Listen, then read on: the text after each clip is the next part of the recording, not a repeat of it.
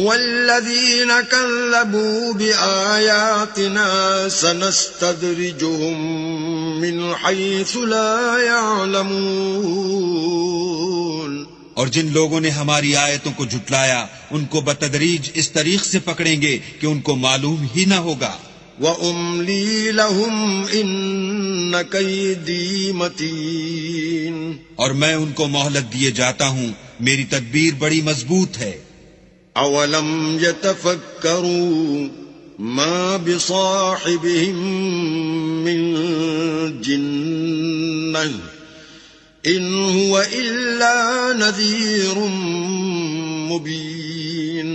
کیا انہوں نے غور نہیں کیا کہ ان کے رفیق محمد صلی اللہ علیہ وآلہ وسلم کو کسی طرح کا بھی جنون نہیں ہے، وہ تو ظاہر ظہور ڈر سنانے والے ہیں.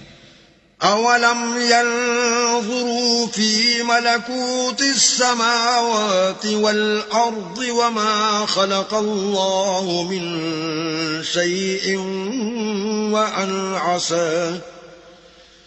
وأن عسى أن يكون قد اقترب أجلهم فبأي حديث بعده يؤمنون.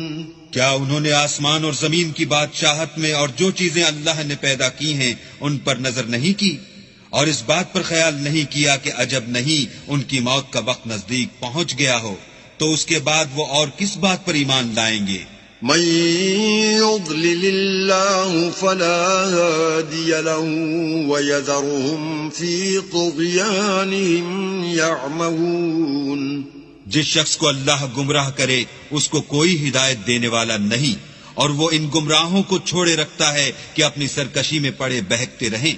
يسألونك عن الساعة أيان مرساها قل إنما علمها عند ربي لا يجليها لوقتها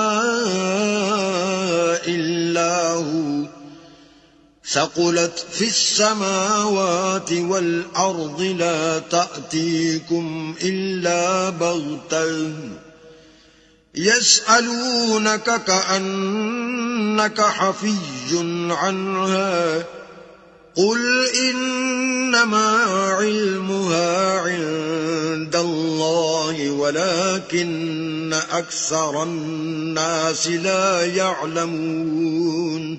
یہ لوگ تم سے قیامت کے بارے میں پوچھتے ہیں کہ اس کے واقع ہونے کا وقت کب ہے. کہہ دو کہ اس کا علم تو میرے پروردگار ہی کو ہے، وہی اسے اس کے وقت پر ظاہر کر دے گا. وہ آسمان اور زمین میں ایک بھاری بات ہوگی اور ناگہاں تم پر آ جائے گی. یہ تم سے اس طرح دریافت کرتے ہیں کہ گویا تم اس سے بخوبی واقف ہو. کہو کہ اس کا علم تو اللہ ہی کو ہے، لیکن اکثر لوگ یہ نہیں جانتے. قل لا أملك لنفسي نفعا ولا ضرا إلا ما شاء الله ولو كنت أعلم الغيب لاستكثرت من الخير وما مسني السوء إن أنا إلا نذير وبشير لقوم يؤمنون. کہہ دو کہ میں اپنے فائدے اور نقصان کا کچھ بھی اختیار نہیں رکھتا مگر جو اللہ چاہے، اور اگر میں غیب کی باتیں جانتا ہوتا تو بہت سے فائدے جمع کر لیتا اور مجھ کو کوئی تکلیف نہ پہنچتی. میں تو مومنوں کو ڈر اور خوشخبری سنانے والا ہوں.